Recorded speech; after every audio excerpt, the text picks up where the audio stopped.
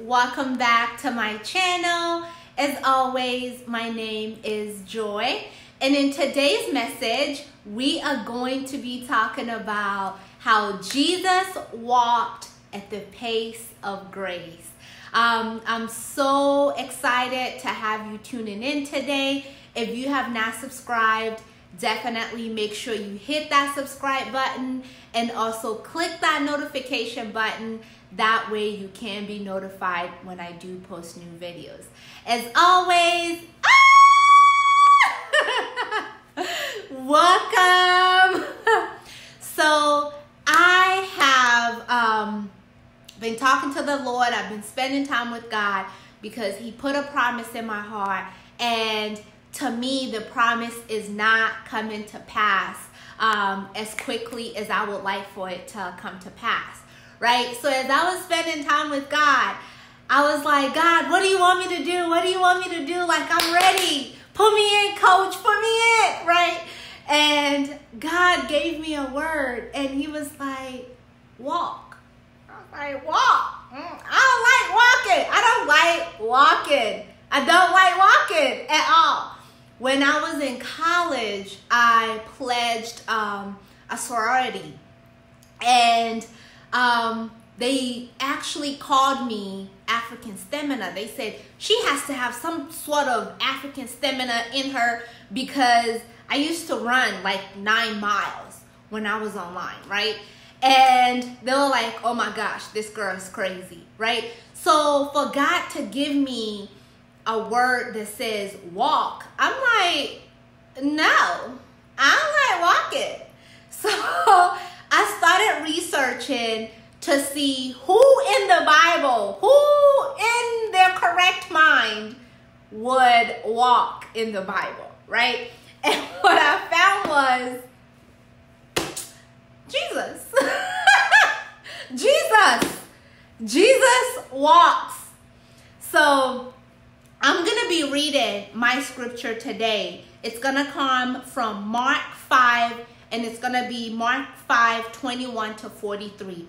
I'm going to go through it, not going to read everything, but I'm going to break down the stories for you. So I just want you to come along with me. As I was researching to see who walked in the Bible, I came to the realization that Jesus never rode a car anywhere. The only thing that Jesus was ever in was a boat, and he rode a donkey. He rode Eeyore. Have you ever seen Eeyore from Winnie the Pooh run anywhere? No, donkeys don't run. Jesus walked everywhere. And when he had to get somewhere at a faster pace than walking, he rode the slowest means of transportation there was. A boat and a donkey. I don't get it, right? But while Jesus was on the earth, Jesus started his ministry when he was 30. And at 33, he was crucified and fulfilled what he came to fulfill on this earth. The ministry of Jesus Christ, all the miracles that you read about, all the great things, all the people being healed, the woman with the issue of blood, the man that was condemned and living in the tombs, all of those people, all of those miracles happened in 3 years. Jesus fulfilled his destiny in 3 years. And all he did was walk. So let's get into this, right? Jesus got into the boat again and went back to the other side of the lake, where a large crowd gathered around him on the shore. Then a local synagogue leader with the name of Jairus arrived. When he saw Jesus, he fell to his feet, pleading fervently with him, "My little daughter is dying." So when Jairus came, he came and fell at the feet of Jesus. And he is like, Jesus, my little girl is dying. I need you to come with me. Let's call an Uber. Let's hop on a donkey. Let's do something, but I need you to come with me right now. Let's go. Now, Jesus, now. My daughter is dying. We need to go, right? He said, please come. Lay your hands on her. Heal her so she can live, right? This is how Jesus responded. Jesus went with him, and all the people followed, crowding around him. So Jesus got up. He didn't call for an Uber. He didn't hail for a horse. He didn't hail for a taxi. He got up, and all the people that were there crowded around him. So Jesus is at the center. This is how we know he is not running. He is at the center.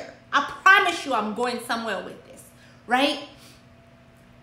And as he was walking, a woman in the crowd who had suffered for 12 years, remember that number, 12 years with constant bleeding, was able to touch the hem of his garment and get her healing, right? I paraphrase that because what I want you to see is the pace that Jesus was walking at. Jesus was not in a rush. Jay was in a rush. We're going to call him Jay. Jay was in a rush. Jay is probably already in the front. He's looking back. He's like, oh my gosh, I need these people to move. I need you to move. Jesus, I need you to start walking. 1, 2, 3, 4. Come on, let's go. 1, 2, 3. You know how you are when you're in a rush? And that's how we are. We have something that's of urgency in front of us. Or our friend has something that's of urgency in front of them. And they come to us. And here we are, serving God, walking at the pace of grace, just doing what God has called us to do. But because our friend is in urgent need, what do? All right, Jay, I'm coming with you. Yeah, forget everything. You drop everything and you start running to go help your friend, right? You break your pace of grace. If Jesus had been running, the woman with the issue of blood would not have been able to touch the hem of his garment because he would have been moving too fast for her to be able to get her healing, right? So she touches the hem of his garment, and what does Jesus do? He stops and starts talking to her. I am sure at this time and point, Jay is like, I'm about to choke her. I'm about to choke her. I'm about to choke them. Listen, I need you to come on. Jesus, come on. So Jesus talks to her. It's like, daughter, your faith has healed you. And while Jesus is talking to her, I'm going to move on to verse 35. While he was still speaking to her, messengers arrived from the home of Jay, the leader of the synagogue. They told him, yo, Jay, don't trouble the teacher. Your daughter is, she's dead. There's no reason for you to bother the teacher. That house that you put an offer on, no, they're not selling no more. There's no reason for you to trouble the teacher. That job application that you put in, no, they're not looking for people at this time, right? That car that you wanted, I'm sorry, somebody else gave us a better offer, so no need for you to come, right? But Jesus overheard them, and this is what Jesus said: don't be afraid, just have faith. So what I want to tell you is, they said it's dead. They said that it's over. They said that you don't have to trouble him anymore. It's dead. No. Jesus is telling you, don't be afraid. Just have faith. right? I'm sure at this time and point, now Jesus is like, oh man, Jay is probably over here panicking. I'm gonna jog and just to show him, that maybe I'm still trying to get there. No, Jesus continued to walk. And it tells us in verse 37, then Jesus stopped the crowd and wouldn't let anybody go with him except Peter, James, and John. So you want to tell me that if Jesus had wanted, all the way in verse 21, to stop the crowd, he had the ability to do so? And he let these people crowd him, and he was walking at a pace where Jairus' daughter died before he got there? What do you mean? You are somebody's miracle. You are somebody's miracle. But because you are in such a rush to get to the promise, to get to the next thing, you won't slow down long enough for somebody else to be able to touch the hem of your garment, to be able to receive their healing. You are somebody's miracle. You need to slow down. The promise, what God told you, will still be there. The process is what God is working on in you. Because what he doesn't want to do is for you to get there in a haze and not be prepared for what he has for you. Right? Let's go back. Verse 38. When they came to the home of the synagogue leader, Jesus saw much commotion and weeping and wailing. He went inside and asked, why all this commotion and weeping? The child isn't dead. She's only asleep. The child is not dead. She's only asleep. I'm skipping down to verse 41. Holding her hand, he said to her, Talitha Kumi, which means, little girl, get up.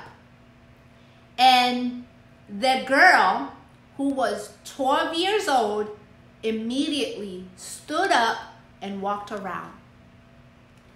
The woman with the issue of blood has suffered for 12 years with her issue. This little girl was 12 years old. At the beginning of the woman's issue, this little girl was born. And it just so happened that through the commotion, the woman with the issue of blood for 12 years was able to get her healing. And through the commotion, the 12-year-old girl was able to get her healing as well. Two miracles within the same time, because Jesus was walking at the pace of grace. So what do I want you to get from this message? I want you to get two things from this message. Your promise, what God has said, it's going to come to pass. It is going to come to pass. What you need to stop doing is you need to stop striving. You need to stop trying to make it happen and start striding, which is walking towards it. Walking. Striving is you trying to make it happen. Striving is you exalting your energy. Striving is what you're going to have to do to continue to do after you get that promise if you make it happen. But if you stride to it, you're going to collide with people who need your help. You're going to collide with healing.